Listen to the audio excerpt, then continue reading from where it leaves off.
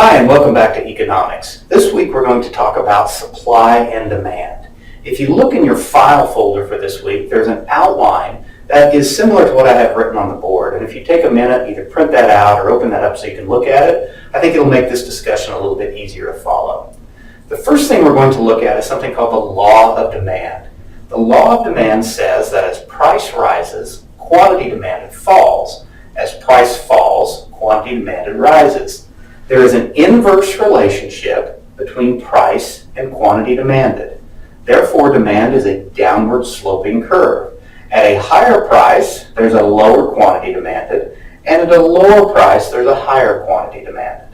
Now as economists, we like to ask the question, why? Why does a higher price result in a lower quantity demanded, and why does a lower price result in a higher quantity demanded? We all know this to be intuitively true, but there's some reasons that economists have looked at and figured out what causes this effect. The first one is called the income effect. As price rises, it actually causes the value of your income to fall. The value of your paycheck goes down. Consequently, you'll have to buy a smaller quantity of the good. On the other hand, if price falls, now the value of your paycheck rises and you can buy a larger quantity of the good. The second reason why this relationship exists is because of something called the substitution effect. As the price of a good rises, the relative price of its substitute now seems lower. For example, if the price of Pepsi rises, it makes Coke seem relatively less expensive. Therefore, people will switch from Pepsi to Coke. So, when the price of Coke changes, it causes Pepsi's price to seem cut.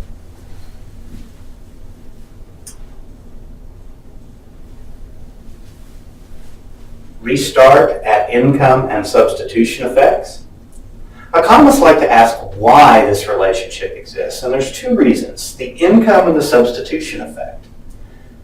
When the price of a good rises, it causes the value of your income to fall.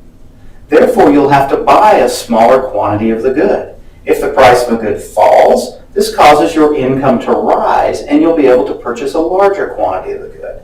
So one of the reasons why this inverse relationship between price and quantity demanded exists is because changes in price change the value of your income. The second reason why this relationship exists is because of the substitution effect. The substitution effect says that when the price of one good rises, it makes the good substitutes seem relatively less expensive. For example, if the price of Coke rises, it makes the price of Pepsi seem relatively less expensive. So consequently, people will switch from Coke to Pepsi. Conversely, if the price of Coke falls, it will make Pepsi seem relatively more expensive, and people will switch from Coke to Pepsi. So the two reasons that price and quantity demanded are inversely related is because when the price of a good changes, it affects your income and it affects your willingness to substitute. Higher prices mean your income is lower and you will purchase less of the good, and you're more willing to substitute away from the good towards something that is a substitute. Lower prices cause just the opposite effect. Your income falls, you can buy more of the good, and you're more willing to substitute away from other goods that are similar to the one you're buying. The next thing we need to talk about is the determinants of demand. The determinants of demand are things that causes demand to shift either to the left or to the right. When demand shifts to the right, we call that an increase in demand, and at each price, we want a higher quantity. When demand shifts to the left, now at each price, we want a lower quantity. There are 5 things that can cause demand to shift. They are called determinants of demand, and they are tastes and preferences, number of buyers, price expectations, income, and the price of related goods.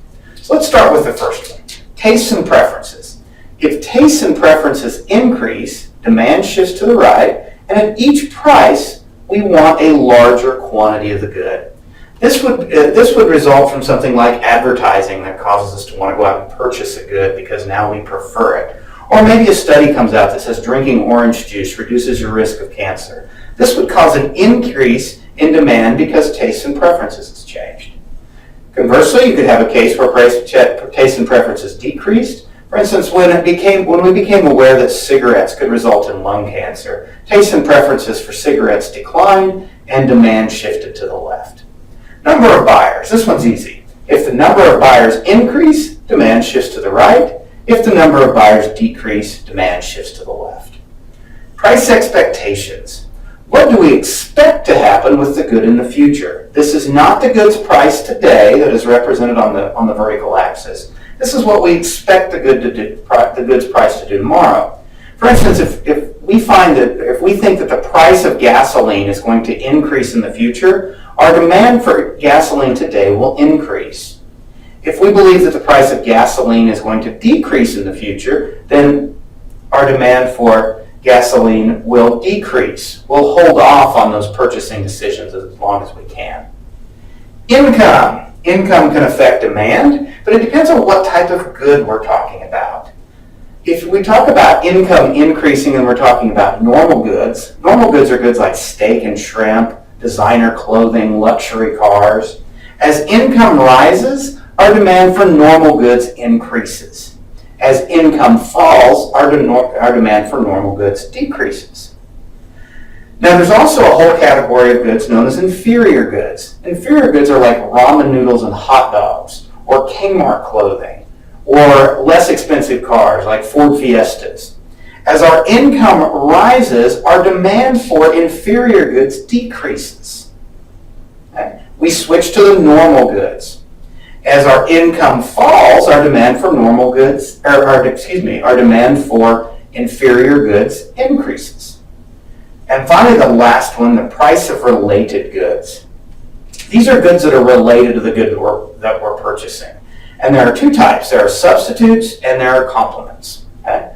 A substitute would be similar to something like Coke and Pepsi, like I talked about earlier. As the price of Coke rises, the demand for Pepsi increases. People switch to the relatively less expensive substitute.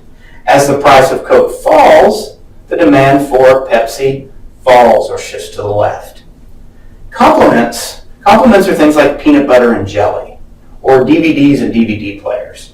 If the price of peanut butter rises, it will cause the demand for jelly to decrease or go to the left, because it's now more expensive to get the two things necessary to make the peanut butter and jelly sandwich.